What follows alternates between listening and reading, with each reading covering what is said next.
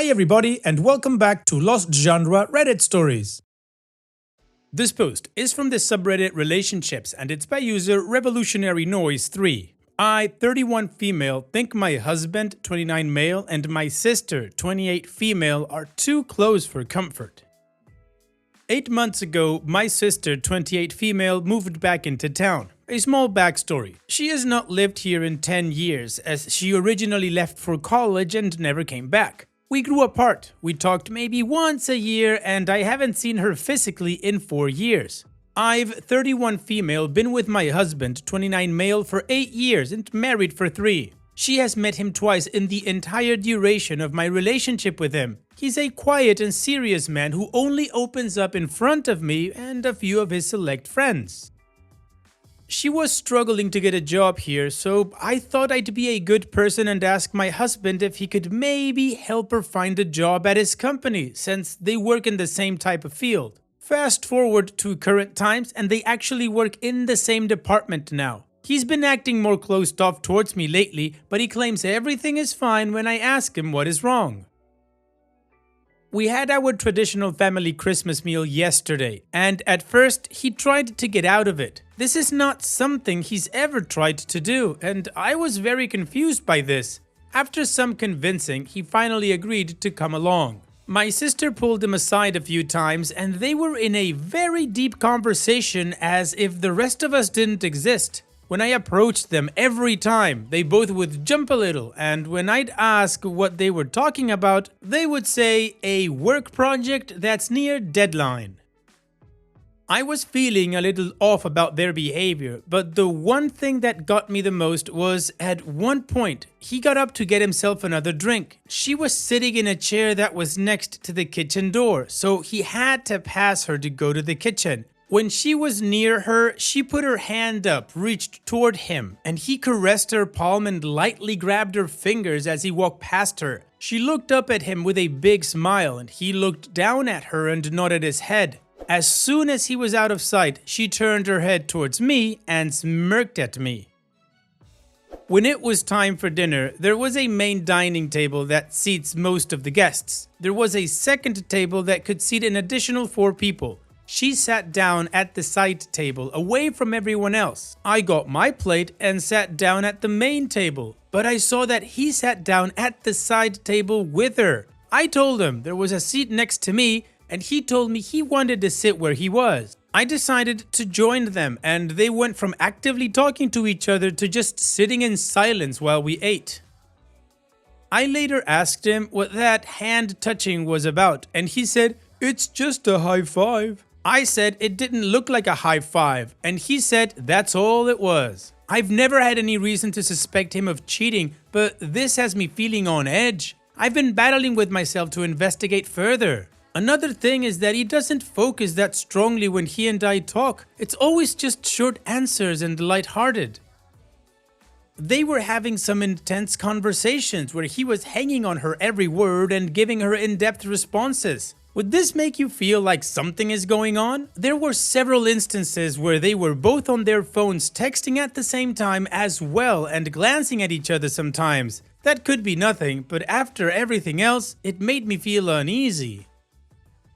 Okay, I know we should have more proof, but that hand touching, honestly, that's not something you do with your sister-in-law at all. At least I would find that incredibly inappropriate. Now, this could be a debatable point, but from what I understand, the palm of hands is an erogenous zone. It's a very sensitive area, and a light touch is very intimate. So, high five my ass. That's not a way to high five anybody. I would have asked, so what were you celebrating? Because a high five out of nothing, it's like, what are you doing? So yeah, OP, I'm sorry, but it does seem like your husband is cheating on you. However, I wouldn't jump at accusations at him yet, unless you're able to get some more information. I don't know, maybe check your bank statements, check your phone records. Considering that you mentioned that they were both texting on their phones at the same time while looking at each other, maybe you can check the message logs and see the timestamps of where those messages took place and to what phone number they were. And if it was your sister's phone number, then what were they talking about in chat that nobody else was privy to? And those are just some initial ideas to get some information. There are other avenues to also do that. So yeah, it does seem like something dodgy is going on, but I wouldn't accuse them just yet. And what do you guys think about OP's situation? Do you think this is an outright affair, or do you think OP needs to gather some more information before she confronts her husband? Let me know in the comment section, and now let's move on to the community comments to see what they said. Thomas Edmund 84 says, while the touch was the disgusting icing on the gross cake, so sorry OP, I think the fact your husband was desperately trying to get out of a family dinner, they knew it would be hard to hold up the facade, it pretty much is a dead giveaway. There is zero reason for them to have been trying to avoid and yet also be so in-depth in conversation.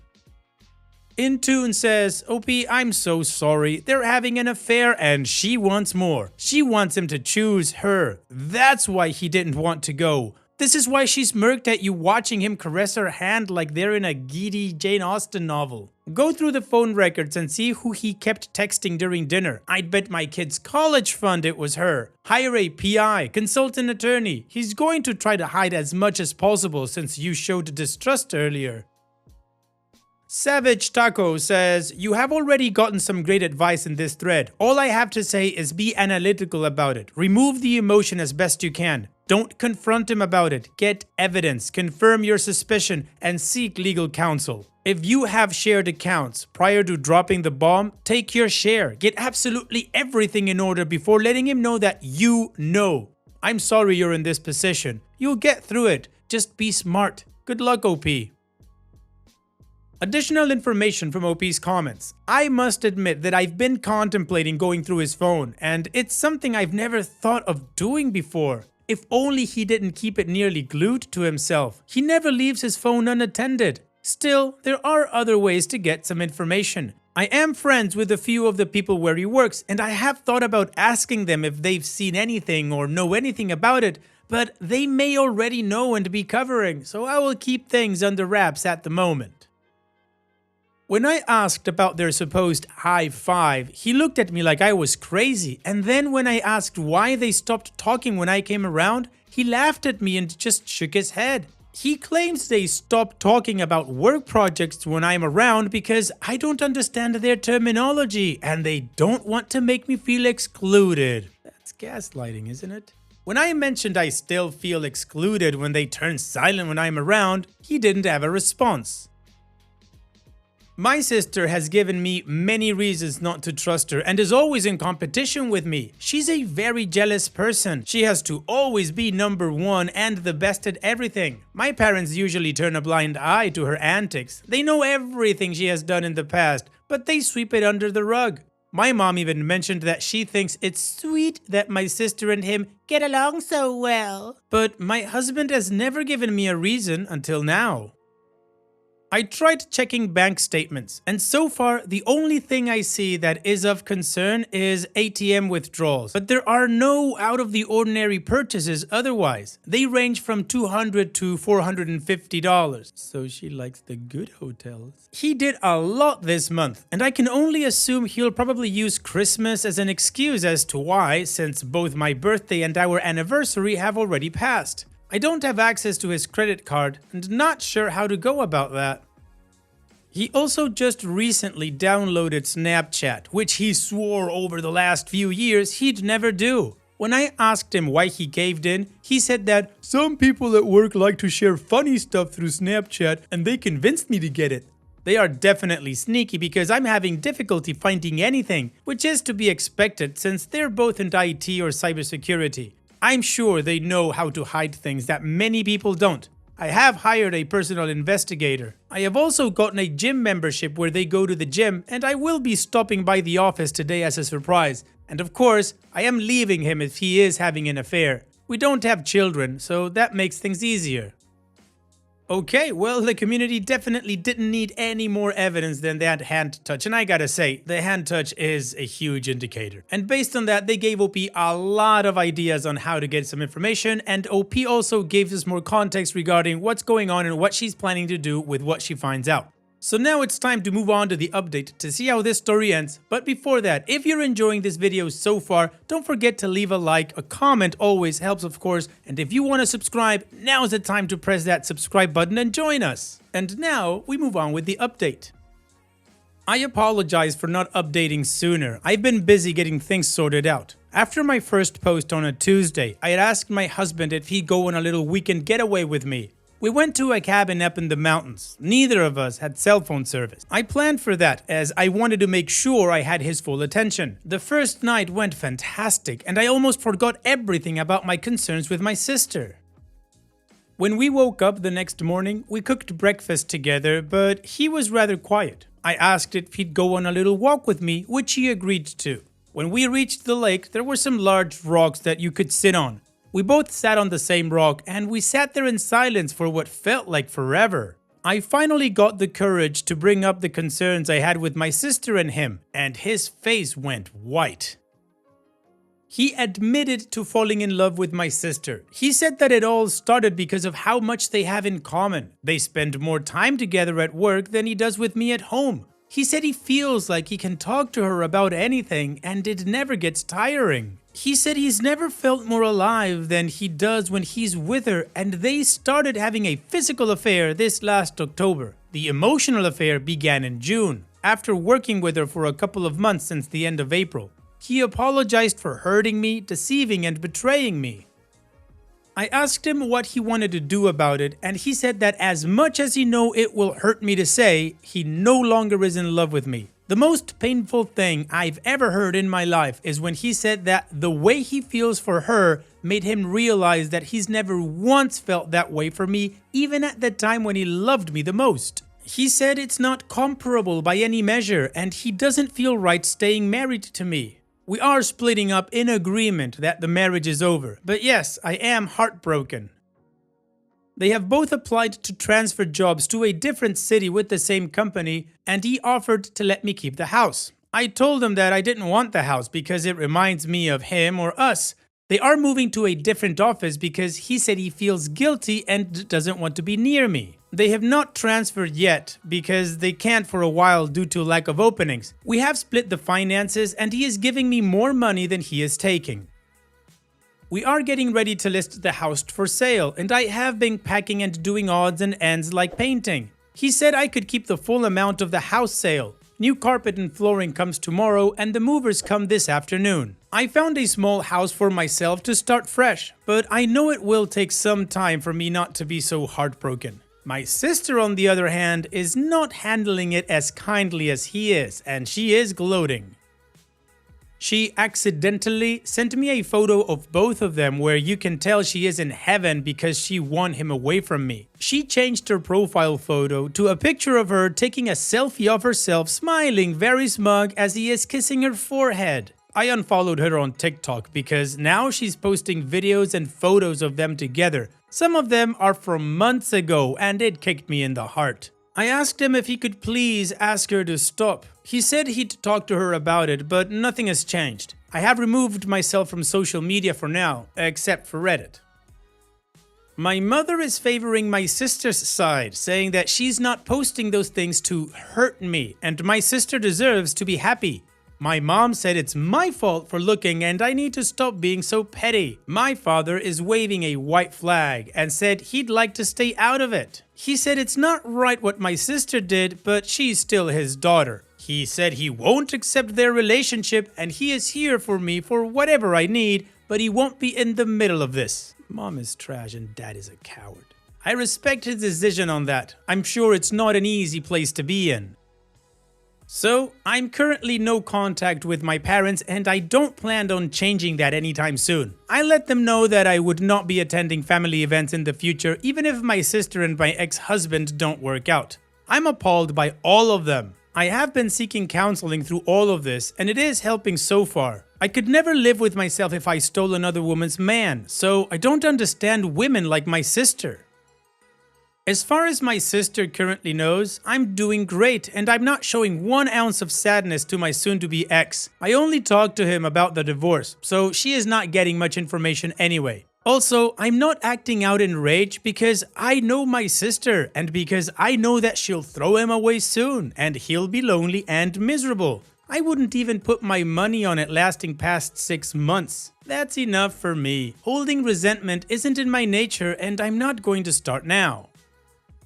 I choose to move on and focus on myself. I'd like to live a happier and better life with people who don't treat me so poorly. anger doesn't solve my problems, but that doesn't mean I forgive him or will allow him or the rest of them in my life going forward. Thank you all for the kind words and all of the advice that was given. I probably didn't add everything, but my brain is kind of foggy at the moment.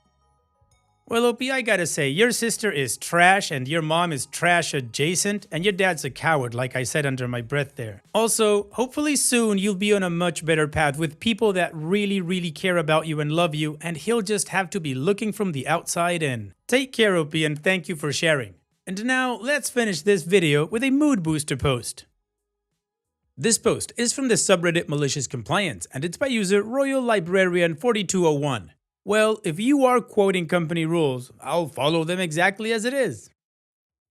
Well, this happened a few years ago when I was working as a techno manager in an Indian startup IT firm. It was a small firm with less than 50 employees, and there were two founders. Let's call them Vicky and Joel. Vicky had worked a short time in a multinational company, but was not able to stand authority and had to resign. Whereas Joel had no real workplace experience. Vicky managed the place like a king, throwing tantrums, showing anger, etc. Joel was simply a yes man to Vicky. Now, we had an HR lady who was okay with the older employees and strict with the newer ones. As for me, I was not that good technically compared to my colleagues, but I was good at people management. Also, I was one of the longest serving employees. I was friendly with most of the employees, especially the new ones. This was due to the fact that I knew it was not easy to work with the founders, and I wanted the show to continue as it was my first company too.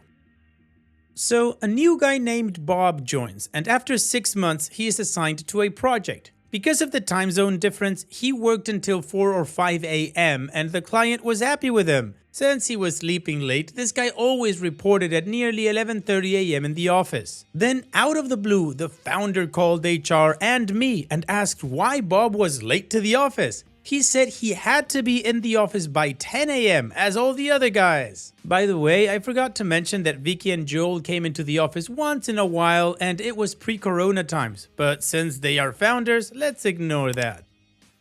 HR lady took the responsibility of asking Bob about that. At this point, since the HR lady was not aware of Bob working hours, I interrupted and told her that he was leaving the office between 2 and 4 in the morning and it was kind of unfair to ask him to come early. Vicky cut me off and said, "No, he has to follow the rules and this is the basic etiquette when working in this office." I said, "Okay."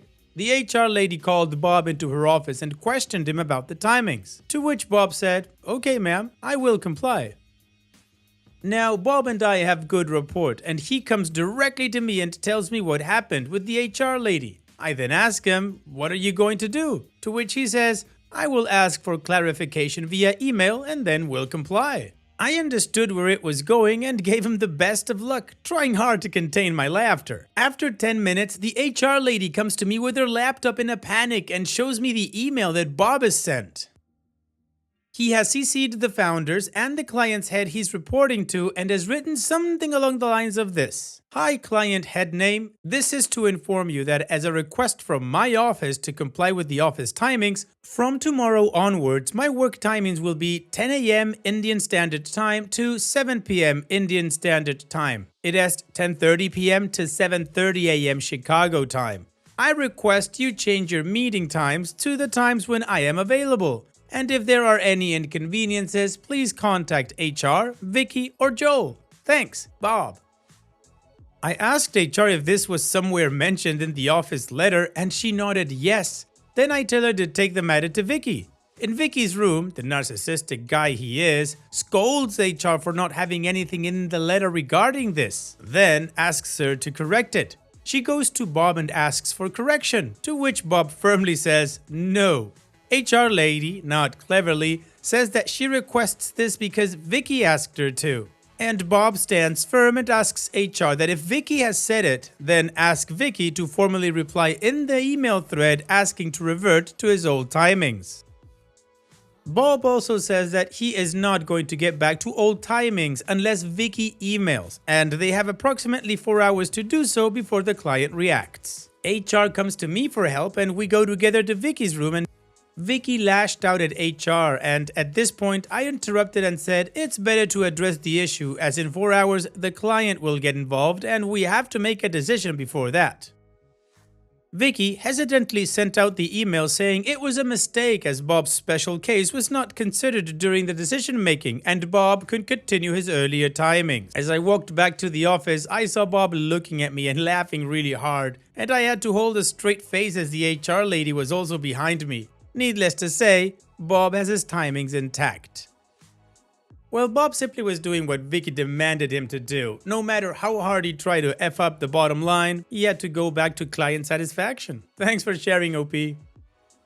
And that's it for today's video. Thank you so much for taking the time to watch it. Now, if you've gotten to this point in the video, I assume that you like these stories that I'm reading out. So here are a couple more that you might enjoy. And if you don't have any time to watch another story right now, save it for later. And also, don't forget to hit that subscribe button.